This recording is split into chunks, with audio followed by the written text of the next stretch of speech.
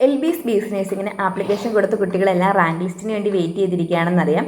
പക്ഷേ നമുക്ക് tentative schedule അനുസരിച്ചുള്ള റാങ്ക് ലിസ്റ്റിൻ്റെ ഡേറ്റിൽ ചെറിയ വ്യത്യാസമുണ്ട്. അത് പിന്നീട് അറിയിക്കുന്നതാണ്. ഇപ്പോൾ പുതിയൊരു അപ്ഡേഷൻ വന്നിട്ടുണ്ട്. എല്ലാ കുട്ടികളും അതിനെപ്പറ്റി അറിഞ്ഞിട്ടുണ്ടായിരിക്കും. നിങ്ങൾക്ക് ഓൾറെഡി നിങ്ങളുടെ മിസ്റ്റേക്കും കാര്യങ്ങളെല്ലാം കറക്റ്റ് ചെയ്യാനായിട്ടൊരു സമയം തന്നിട്ടുണ്ടായിരുന്നു. ആ സമയത്ത് ഒട്ടുമിക്ക കുട്ടികളും നിങ്ങളുടെ മിസ്റ്റേക്കും കാര്യങ്ങളൊക്കെ കറക്റ്റ് ചെയ്തിട്ടുണ്ട്. എന്നിരുന്നാലും ഒരുപാട് കുട്ടികൾ മിസ്റ്റേക്ക് കറക്റ്റ് ചെയ്യാതെ അതുപോലെ തന്നെ കൺഫേം ബട്ടൺ അമർത്താത്ത കുട്ടികളൊക്കെ ഉണ്ട്. അപ്പോൾ കറക്റ്റ് ചെയ്തതിന് ശേഷമുള്ള വെരിഫിക്കേഷൻ ഡേറ്റ അവർ പബ്ലിഷ് ചെയ്തിട്ടുണ്ട്. എല്ലാ കുട്ടികളും നിങ്ങളുടെ ഡേറ്റയും കാര്യങ്ങളെല്ലാം റീചെക്ക് ചെയ്യുക. എന്തെങ്കിലും മിസ്റ്റേക്കും കാര്യങ്ങളൊക്കെ ഉണ്ടെങ്കിൽ ജൂലൈ 14 5 മണിക്കുള്ളിൽ നിങ്ങൾക്ക് മിസ്റ്റേക്കുകൾ കറക്റ്റ് ചെയ്യാനായിട്ട് സമയം തന്നിട്ടുണ്ട്. മുൻപ് കറക്ഷൻ ടൈം തന്ന സമയത്ത് പല കുട്ടികളും കമൻ്റ് ആയിട്ട് മെസ്സേജ് അയച്ചിരുന്നു.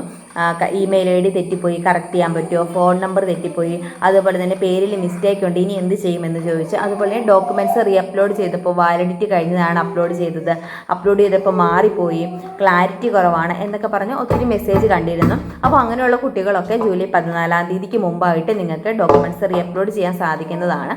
അതുപോലെ എല്ലാ മിസ്റ്റേക്കുകളും കറക്റ്റ് ചെയ്തു, പക്ഷേ കൺഫേം ബട്ടൺ അമർത്താൻ മറന്നുപോയി. അങ്ങനെയുള്ള കുട്ടികളും ഇപ്പോൾ നിങ്ങൾ ചെക്ക് ചെയ്യുക. ഇപ്പോൾ നിങ്ങൾക്ക് കൺഫേം ബട്ടൺ ക്ലിക്ക് ചെയ്യാൻ സാധിക്കുന്നതാണ്.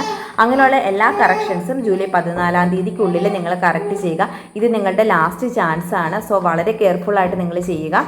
റിവാലുവേഷൻ റിസൾട്ട് വന്നിട്ട് മാർക്ക് കൂട്ടി കിട്ടിയ കുട്ടികളാണെങ്കിൽ നിങ്ങളുടെ സ്കൂൾ ഹെഡ് മാസ്റ്ററിൻ്റെ അടുത്ത് നിന്നോ പ്രിൻസിപ്പളിൻ്റെ അടുത്ത് നിന്നോ റിവാലുവേഷൻ മാർക്ക് ലിസ്റ്റ് അറ്റസ്റ്റ് ചെയ്തതിന് ശേഷമായിരിക്കണം അപ്ലോഡ് ചെയ്യാനായിട്ട്. അത് നിങ്ങൾ പ്രത്യേകം ശ്രദ്ധിക്കുക. ഇനി നിങ്ങൾക്കൊരു ചാൻസ് ലഭിക്കുന്നതല്ല. അതുകൊണ്ട് എല്ലാ കാര്യങ്ങളും വളരെ കെയർഫുള്ളായിട്ട് നിങ്ങൾ ചെയ്യുക. കറക്ഷൻസ് എന്തെങ്കിലും ഉണ്ടെങ്കിൽ റിമാർക്സ് എന്ന കോളത്തിൽ എന്താണ് കാരണം എന്ന് എഴുതിയതിന് ശേഷം നിങ്ങൾക്ക് കറക്റ്റ് ചെയ്യാൻ സാധിക്കുന്നതാണ്.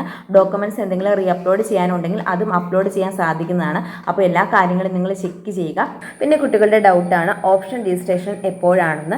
നിങ്ങളുടെ റാങ്ക് ലിസ്റ്റ് പബ്ലിഷ് ചെയ്തതിന് ശേഷം മാത്രമായിരിക്കും ഓപ്ഷൻസ് നൽകാനുള്ള അവസരം ലഭിക്കുക. നിങ്ങൾക്ക് എത്ര കോളേജ് വേണമെങ്കിലും ഓപ്ഷൻസ് നൽകാനായിട്ട് സാധിക്കും. അത് നിങ്ങളുടെ ഇഷ്ടമാണ്. ഏത് കോളേജിൽ ഓപ്ഷൻസ് നൽകണം, എത്ര കോളേജുകളിൽ ഓപ്ഷൻസ് നൽകണം, ഇതെല്ലാം നിങ്ങളുടെ ഇഷ്ടമാണ്. അതുപോലെ തന്നെ നിങ്ങൾക്ക് എത്ര കോഴ്സ് വേണമെങ്കിലും ഓപ്ഷൻസ് ആയിട്ട് നൽകാൻ സാധിക്കുന്നതാണ്.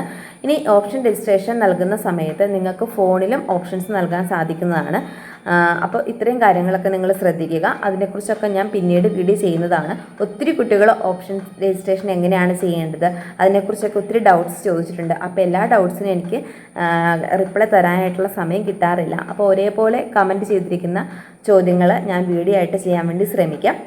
ഓപ്ഷൻ രജിസ്ട്രേഷന് ശേഷം താൽക്കാലികമായിട്ട് ഉള്ള ഒരു അലോട്ട്മെൻറ്റ് ഉണ്ടായിരിക്കും. ആ സമയത്ത് നിങ്ങൾക്ക് ഓപ്ഷൻസിൽ എല്ലാവിധ ചേഞ്ചസും ചെയ്യാൻ സാധിക്കുന്നതാണ്. ഓപ്ഷൻസ് വേണമെങ്കിൽ ആഡ് ചെയ്യാം, റീഅറേഞ്ച് ചെയ്യാം, ഡിലീറ്റ് ചെയ്യണമെങ്കിൽ ഡിലീറ്റ് ചെയ്യാം. അങ്ങനെ എല്ലാ റീഅറേഞ്ച്മെൻറ്റും നിങ്ങൾക്ക് ചെയ്യാൻ സാധിക്കുന്നതാണ്. അതിനുശേഷമായിരിക്കും മെയിൻ അലോട്ട്മെൻറ്റുകൾ വരിക. 3 മെയിൻ അലോട്ട്മെൻറ്റുകളായിരിക്കും ഉണ്ടായിരിക്കുന്നത്. First, second and third allotment. അപ്പോൾ ഈ അലോട്ട്മെൻറ്റിന് ശേഷമായിരിക്കും നിങ്ങൾക്ക് കോളേജിൽ പോയി ജോയിൻ ചെയ്യേണ്ടത്. അതായത് 3 അലോട്ട്മെൻറ്റിന് ശേഷമായിരിക്കണം നിങ്ങൾ കോളേജിൽ പോയി ജോയിൻ ചെയ്യേണ്ടത്. അപ്പോൾ നിങ്ങൾക്ക് ഫസ്റ്റ് അലോട്ട്മെൻറ്റിൽ ഒരു കോളേജ് കിട്ടിക്കഴിഞ്ഞാൽ നിങ്ങളത് ടോക്കൺ ഫീ അടച്ച് ആ സീറ്റ് നിങ്ങൾ സെക്യൂർ ചെയ്ത് വെക്കുക. അതിനുശേഷം തേർഡ് അലോട്ട്മെൻറ്റിന് ശേഷമാണ് നിങ്ങൾ കോളേജിൽ പോയി ജോയിൻ ചെയ്യേണ്ടത്. ഇത് ഞാൻ പല വീഡിയോസിൻ്റെ അകത്ത് പറഞ്ഞിട്ടുണ്ട്. എങ്കിലും ഇപ്പോഴും കുട്ടികൾക്ക് ഡൗട്ടാണ് ഫസ്റ്റ് അലോട്ട്മെൻറ്റ് കിട്ടുമ്പോൾ തന്നെ കോളേജിൽ പോയി ജോയിൻ ചെയ്യണമെന്നുള്ളത്. ഫസ്റ്റ് അലോട്ട്മെൻറ്റിൽ നിങ്ങൾക്കൊരു കോളേജ് കിട്ടിക്കഴിഞ്ഞാൽ നിങ്ങൾ ടോക്കൺ ഫീ അടച്ച് ആ സീറ്റ് സെക്യൂർ ചെയ്യുക. പിന്നെ ഒട്ടുമിക്ക കുട്ടികളും ചോദിച്ചൊരു കാര്യമാണ് ഹോസ്റ്റലിൽ നിൽക്കണം എന്നുള്ളത് നിർബന്ധമായിട്ടുള്ളൊരു കാര്യമാണോ എന്നുള്ളത്. അത് നിർബന്ധമൊന്നുമില്ല. പിന്നെ ഓരോ കോളേജിൻ്റെ റൂൾസ് അനുസരിച്ചാണ്. നിങ്ങൾക്ക് ഹോസ്റ്റലിൽ നിൽക്കണമെങ്കിൽ ഹോസ്റ്റലിൽ നിൽക്കാം. ഇനി കോളേജിൻ്റെ അടുത്താണ് വീടെന്നുണ്ടെങ്കിൽ നിങ്ങൾക്ക് പോയി വരാം, അത് കുഴപ്പമില്ല. അപ്പോൾ ഹോസ്റ്റലിൽ നിൽക്കുമ്പോൾ അതിൻ്റേതായിട്ടുള്ള ബെനിഫിറ്റ്സും ഡിമെറിറ്റ്സും ഉണ്ട്. അപ്പോൾ എൻ്റെ ഒരു അഭിപ്രായത്തിൽ ഇപ്പോൾ പഠിക്കാൻ ഒത്തിരി ബുദ്ധിമുട്ടൊക്കെ അനുഭവിക്കുന്ന കുട്ടികളാണെങ്കിൽ ഹോസ്റ്റലിൽ നിൽക്കുന്നതിൻ്റെ ഒരു ഗുണം എന്ന് വെച്ചാൽ നമുക്ക് പരസ്പരം അങ്ങോട്ടും ഇങ്ങോട്ടും പറഞ്ഞ് പഠിക്കാം എന്നുള്ളതാണ്. വീട്ടിൽ പോയി വരുന്ന ഒത്തിരി കുട്ടികളുണ്ട്, അതും കുഴപ്പമൊന്നുമില്ല. അപ്പോൾ ഹോസ്റ്റലിൽ നിൽക്കുമ്പോഴുള്ള ഗുണങ്ങളും ഡിമെറിറ്റ്സും കാര്യങ്ങളൊക്കെ അതിനെപ്പറ്റി തന്നെ ഞാൻ വീഡിയോ ചെയ്തിട്ടുണ്ട്.